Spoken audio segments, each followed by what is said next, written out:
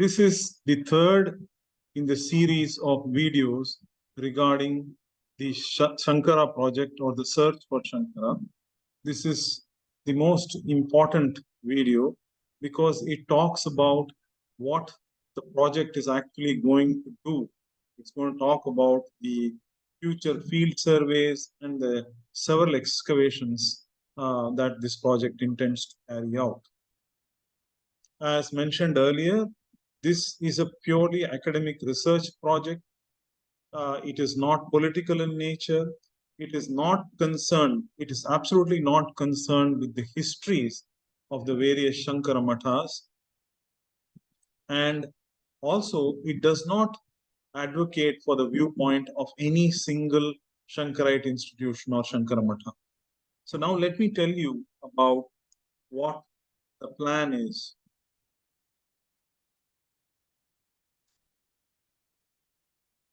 So far, you might have noticed in the second video, the previous video, that the surveys that have been done mainly have been confined to Tamil Nadu and Kerala, that is to the south. But now we have to really look at expanding the surveys to the north, the west, and the east country.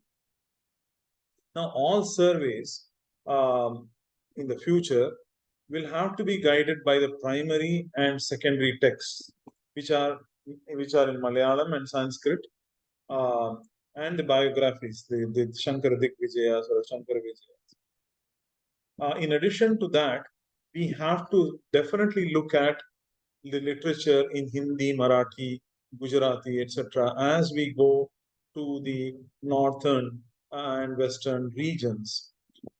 Because there is some important literature in these languages as well, which I have come across. What really seems to help is, monographs or research papers on temple architecture and iconography. Those kind of materials are the most valuable aid prior to doing the field surveys. So all this material will have to be sort of studied and digested by the team. And once that is done, the field surveys can commence.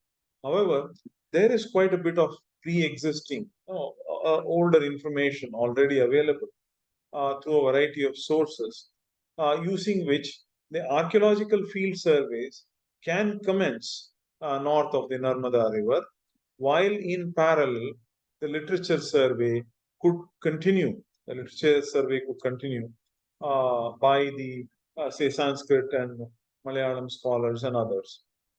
Specifically, one site has been identified in the Panchmahal district of Gujarat. It's a place called Shivarajpur. Now, the background for this place is that there is a copper plate called the Sanjeli copper plate, which still, I understand, exists in my alma mater, MS University, Baroda. This particular copper plate talks about a temple dedicated to Bhagavat Pada, and it also speaks about Diksha for Parivrajakas, that is providing for Diksha for Parivrajakas. And it's really unique to find this kind of information. This was actually studied and interpreted by the renowned epigraphist Dr. S. Shankara Narayanan of the formerly of the Archaeological Survey of India, the late Dr. S. Shankara Narayanan, and we are indebted to him for this information. The copper plate is actually quite old. It's an early 6th century, about 500 AD, somewhere between 500 and 506 Common Era CE or AD. Now, because of the interpretation done by Dr. Shankar Narayanan and some preliminary research done by myself, I believe that it is very important to, at the very least, survey, do some surveys in that particular place and besides that, do some ground surveys. And then, if things appear promising, excavate at Shivarajpur. It likely might provide, maybe if we are lucky, we may be able to unearth the temple, probably the oldest temple dedicated to Bhagavad Pada Shankara at that place, if we are lucky. Um, Now, the plan is to basically conduct some field surveys in the north and the west and the east while we apply for, while we do the literature survey, and at the same time apply for permissions to excavate in the south. As I mentioned to you, 7 sites have been identified in Kerala for excavation, and for those sites we need to obtain permission from the central, state, and local authorities. Of these, 2 sites are extremely urgent because, I mean, I will talk about them. There is a possibility that these sites may not quite exist after a few months or a year at the most. And those 2 sites in Kerala, in Kaladi specifically, need to be excavated quite urgently. Now, this is one of those sites that is a sort of, I would say, endangered. Now, the Shankara as family had two uh, Kuladeva and Kuladevi.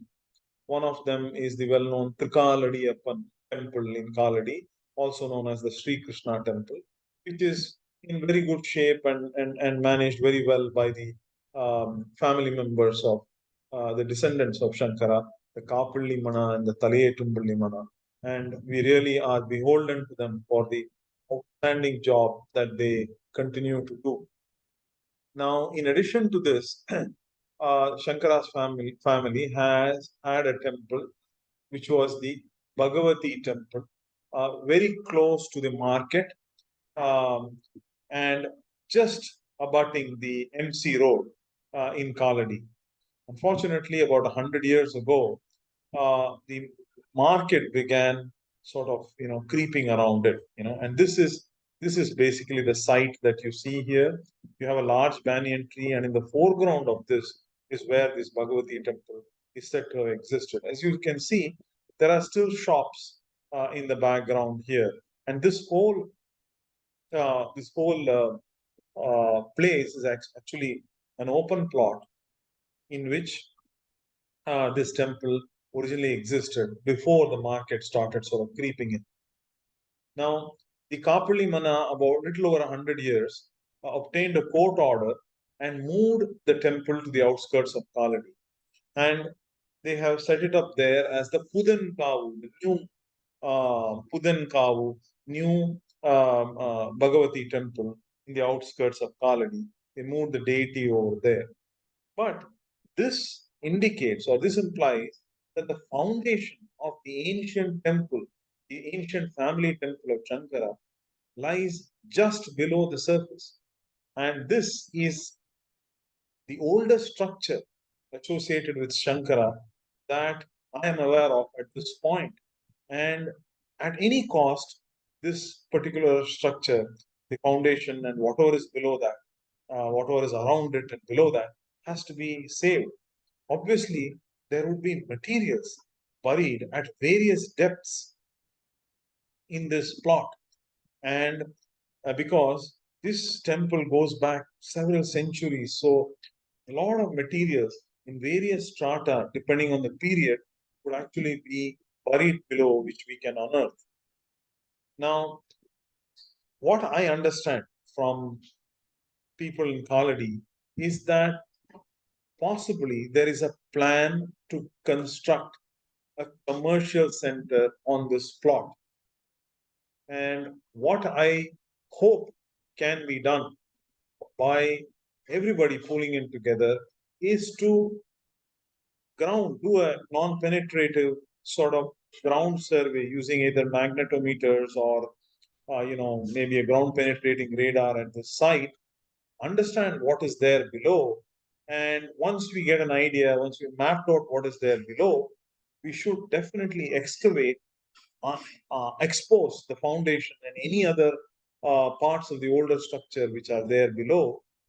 And besides that, we should go down deeper around outside the foundation, and and basically look at the various strata, get the materials. Possibly there are images, there are maybe inscriptions, maybe there are various kinds of potsherds and other things buried below at various levels, and these things should be removed, and the important finds should be dated.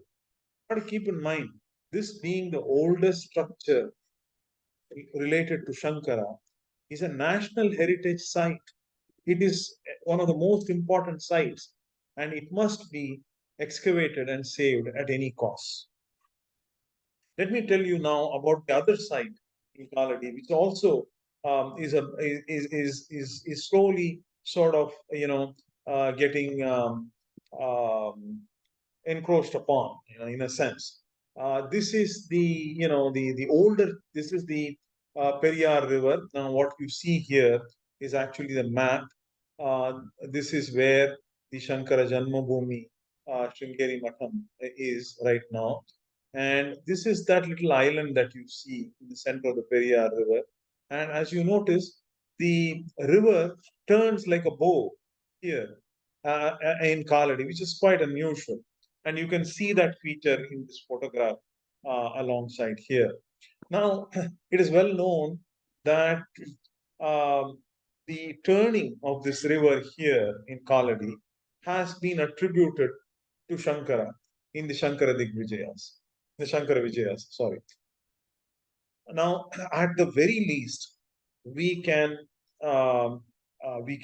say that at the time of Shankara, if let us say one were to assume that uh, the, the the information in the Shankara Vijayas is mythical, one can at the very least say that the river turned around the time of Shankara, because this is a place where there has been, that is very near the mouth of the Periyar, and along the Periyar course, very close to the mouth, has been a place of intense activity, both offshore tectonic activity, flooding, tsunami, even a tsunami in the past period. All of this has caused multiple geographical changes in the terrain near Kaladi and as you go towards the mouth. And so there is a possibility that this turning of this river occurred during the time of Shankara. Now, what is very important is that we need to locate um, we need to date the organic material or the sediments at the correct location and the correct depth, which will yield which will tell us when the river turned, right? But in order to do that, we need to locate the old course of the river, what are known as the paleo channels. And there will be now, due to recent satellite imaging, the old studies by the Geophysical Survey of India, the Archaeological Survey of India, we have a fair bit of idea of the various paleo channels in and around Kaladi. There are unique features like linear lakes just below here in this region, which basically are part of the old course of the river. Those we need to identify the several legs, make sure that we find the organic matter. People tell us, that in some sections there are even tree trunks which have been sort of brought by the river and sort of left in place. So we need to actually um, find the organic matter, the appropriate organic matter, the correct depth, and then date the material, whether they are potsherds or organic matter. We have to date them using appropriate methods, like maybe optoluminescence or optically simulated luminescence or thermoluminescence or carbon dating, etc. This will give us a good idea when the river turned, and it's a piece of circumstantial evidence with regard to the date of Shankara. We should keep that in mind. Now, there are other spots that have been identified. three specific homes or houses related to Shankara. One is his paternal home that you see here. This is the house of the great Kapalli Mana, and right below here is the Melparur Mana. And the people of the Melparur Mana have most graciously handed over this site to the Chinmaya Foundation, which has done a very good job in restoring this particular house. The third one, this is the maternal home, and the maternal family still lives in the Palakkad Trishur area. It's really great that the maternal family, the paternal family, and also the third one is the Swarna Tumana, which is basically the place of the Kanakadara incident, where Shankara is said to have recited the Kanakadara. The spot is marked on the grounds of the Swarnatumana, or which is also known as the Punnar Kot Mana. Now, excavating at these houses, these manas, will give us a lot of information, which will be very valuable to us. It will tell us what the initial occupation date of the site was. It might give us a clue as to when the earliest structures there were built. It would tell us, we should be able to get a good feel as we go into the strata of what was the culture like during the period of Shankara? How did that culture evolve? And also, how was worship taking place? Were there Vedis? Were there Agnihotra Vedis? Were there other forms of worship going on in these places? How did that evolve? And very specifically, from some of the manas, the date of Shankara is quite likely to be obtained after dating the excavation finds. Let me tell you about another place which is well known. This is the Sharada temple in Kaladi, which has been constructed by the Shringeri Mata. Now, you will recall in the first presentation how the search for Buddha took place, and the evidence was actually found within his mother's temple, the Maya Devi temple at Lumbini, which was the most conclusive. Here we have a very similar situation where we have the Samadhi of Aryamba, the very old ancient stone lamp which the Kapali Mana had been, kept, how the Kapali Mana had kept burning for centuries. And we have this modern structure that has been constructed over this plot. Unfortunately, no excavations were done in the early period.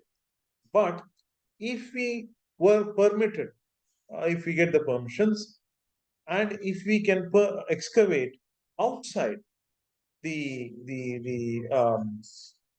Sharada temple, and also very close to the Samadhi of Aryamba, very useful insights could be found. Quite likely, the house of Shankara, the ancient house, was probably somewhere here. And just like how it was found in the case of Buddha, if we went down the strata, we might be able to find the post holes which anchored the structures, which, or the post holes which anchored the supports or the pillars. I mean, they may not be pillars, but most likely, bamboo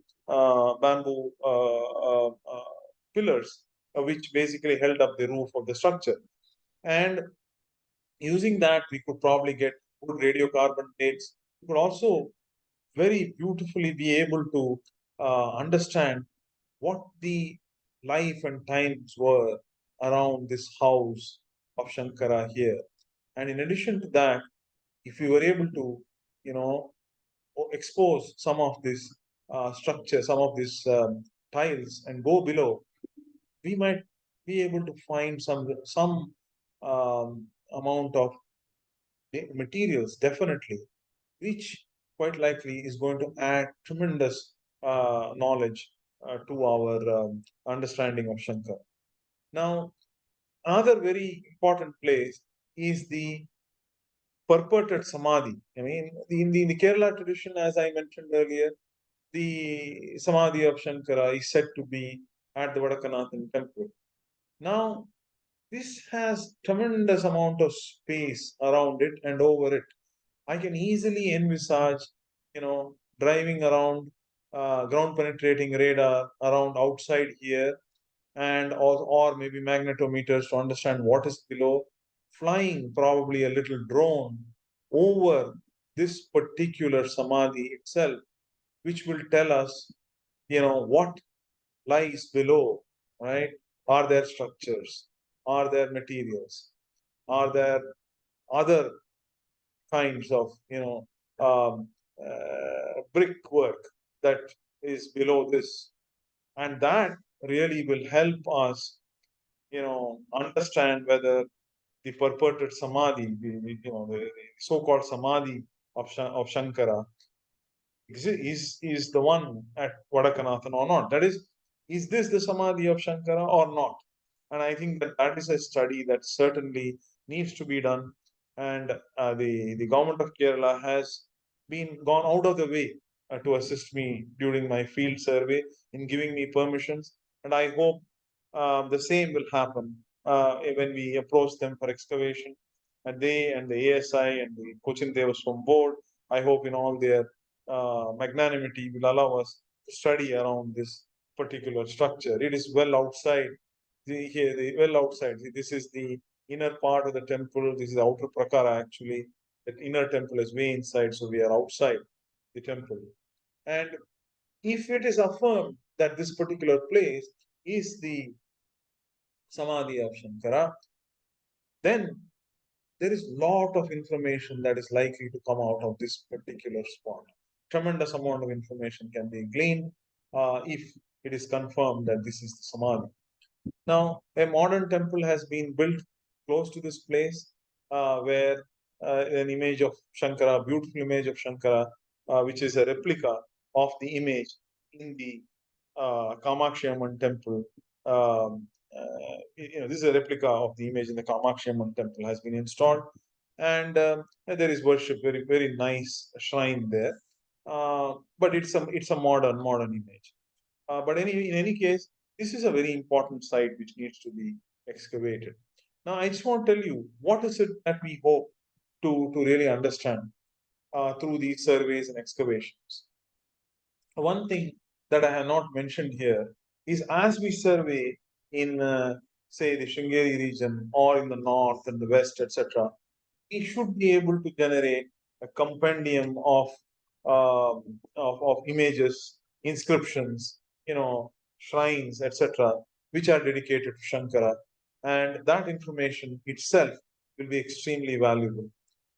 Coupled with that, we also would be able to find a lot of the local legends associated with Shankara, and those particular legends would certainly we would look to try to corroborate that with the the structures around. And again, we would certainly try to keep the compendium of legends as well and present them. So that is as far as the surveys go. But as far as the excavations go, we hope to unearth structures like the Bhagavati temple and many other things that are associated with Shankara. Maybe there are images of Shankara, like at Shivarajpur. Maybe there are images, and that is something which will be very, very valuable, extremely valuable. Of course, using all this information, as I mentioned earlier, we can generate, you know, uh, images, rather pictures. We can generate pictures of Shankara through his life span. And this is something already we can see, right? The images of Shankara that have come up, early images, are quite different, as I mentioned, than the modern uh, images that are being made based on Ravi Verma's conception. So we'll be able to have a good idea of how Shankara looked. Also, there is a recent debate in the last 50 years about his lifespan, that maybe it was around 50 years. That is a sort of like the current thinking among scholars. So that is something that we really need to look at, and we should be able to get an idea from the various excavations about what his possible lifespan was. course, most importantly, we hope to get to the date of Shankara, which I'm sure when we excavated these multiple places, we should be able to get.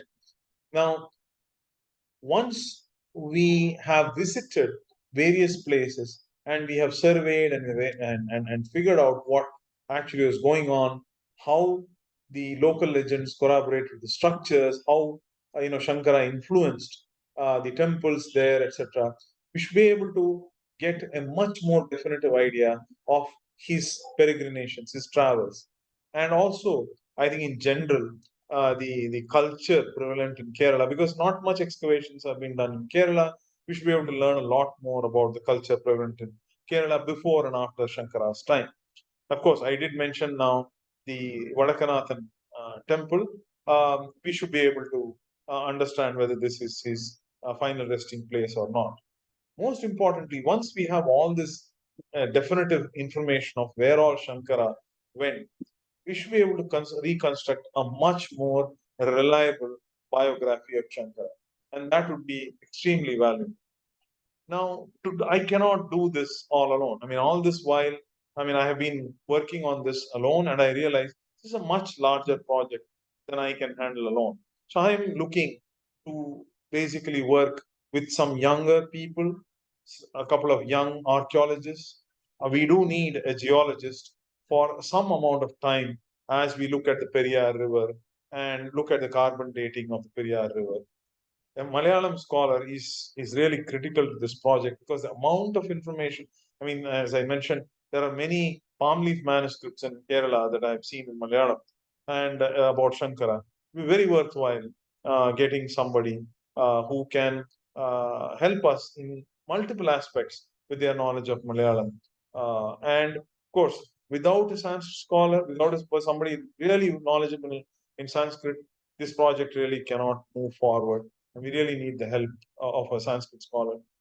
Most excavations, what ends up happening is exciting results come out, people publish them, and that's the end of it. The excavation report never comes out. We do need somebody keeping track of the project, looking at I mean, doing some of the mining on the internet to gather information, doing all the basic admin work, but most importantly, documenting the project as we go along and making sure that the material is, visible on the internet so that people all over the world can see what actually is going on a very regular basis. And this is the small team along with myself, which I hope can complete this project. Uh, Looking at the amount of work involved, my estimate is that this is going to take about 7 years to complete. And during the course of this period, we would have a peak staffing about seven or so. There are a lot of cost items that are involved. Staff salaries, we need to hire people who probably got PhDs, right, in archaeology, and at least somebody who has a PhD or at least a master's in Sanskrit. So we got to pay these guys some competitive wages so that they stick around and work through this project and bring it to completion. There is labor required in order to be able to excavate, and the labor costs are fairly high in Kerala. Uh, there certainly will be laboratory charges because every time important finds are found, important finds are there from any excavation site, we have to send them off for getting them dated, these laboratories. There is tremendous amount of travel involved, and based on all this, doing a very thorough project report and a cost analysis, come up with a cost of about 7 crores over the 7 year period. As I mentioned to you earlier, two of the excavations, the Bhagavati temple and the carbon dating of the Periyar River at Kaladi, these are urgent. They are actually, really burning excavations that have to be done right away due to the possible encroachment or construction over them. The cost of these two excavations is expected to be about 55 lakhs or so. And this cost of 55 lakhs has been built into the total cost of 7 crores. However, these two excavations have to be completed almost, on an emergency basis immediately within this 1 year. That is, we are in 2023 in June. So by the time the monsoon strikes next year, these two excavations have to be completed in Kerala. There is no escaping this. Um, Now, the documentation that we hope to come out from this project will be regular journal papers, of course, the laboratory reports, and we hope to keep the excavation reports brief, not make them into big tomes which people will not read. And hopefully, at the end of all this, we want to compile this information and publish it as a book. And we require a lot of support for this, and I will tell you in the next video about the phases of this project and how you can support us. But I have given my phone number here, and also I have given you my email for this project, through which you can contact me, and if you can work together in a voluntary basis, or in any other way, or donate to this project and help, we can get this project off the ground. So thank you very much, and I look forward to all your support.